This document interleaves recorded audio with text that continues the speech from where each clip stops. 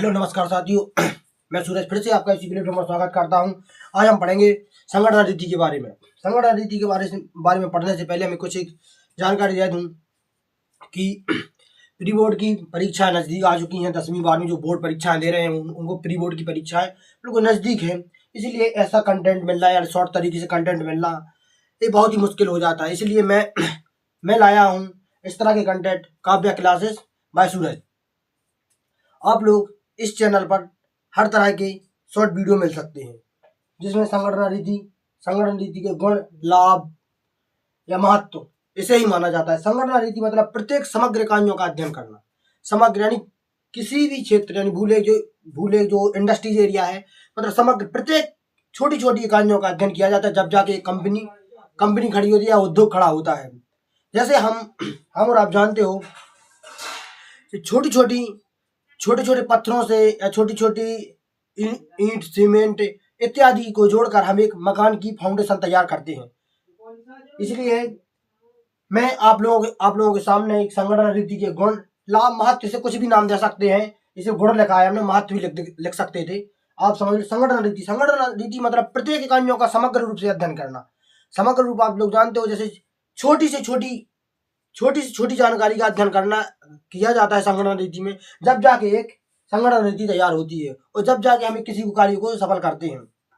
हम वैज्ञानिक रूप से वैज्ञानिक के संगणना रीति में इसलिए रखा गया है क्योंकि विज्ञान में जो हर तरह की इकाइयों का अध्ययन किया जाता है। मतलब विज्ञान हर तरह की, आप समझो जो धरती से आसमान तक जाने वाले जो भी हवाई जहाज हैं उनका भी विज्ञान के रूप में ही अध्ययन किया जाता है, उसे साइंटिस्ट बोलते हैं।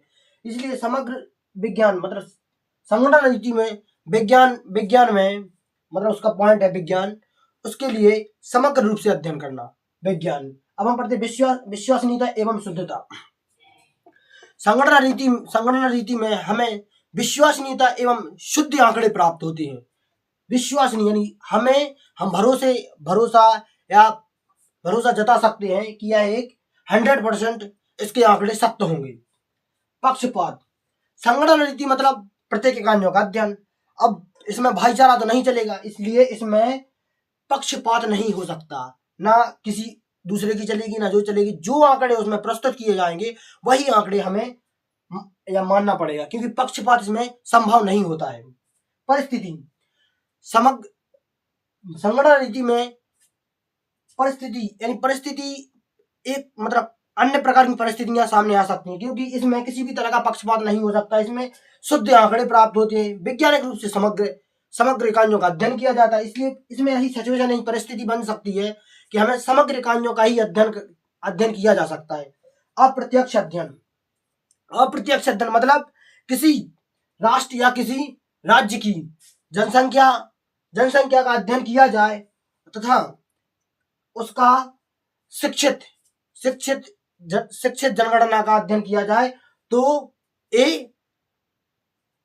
अप्रत्यक्ष रूप से अध्ययन किया जाता है, क्योंकि वहां की शिक्षा की साक्षरता का अंदाज लगाना बहुत ही मुश्किल या कठिन कार्य हो सकता है। इसलिए हम कुछ अप्रत्यक्ष अध्ययन भी उसमें करते हैं। संगणना रीति ये लाभ, गुण, आप इसे महत्व या नाम कुछ भी दे सकते हैं। धन्यवाद। इसे फॉलो करें, सब्सक्राइब करें, क्योंकि परीक्षा नजदीक है। आप लोगों को इस तरह के कंटेंट की बहुत आवश्यकता है। धन्यवाद।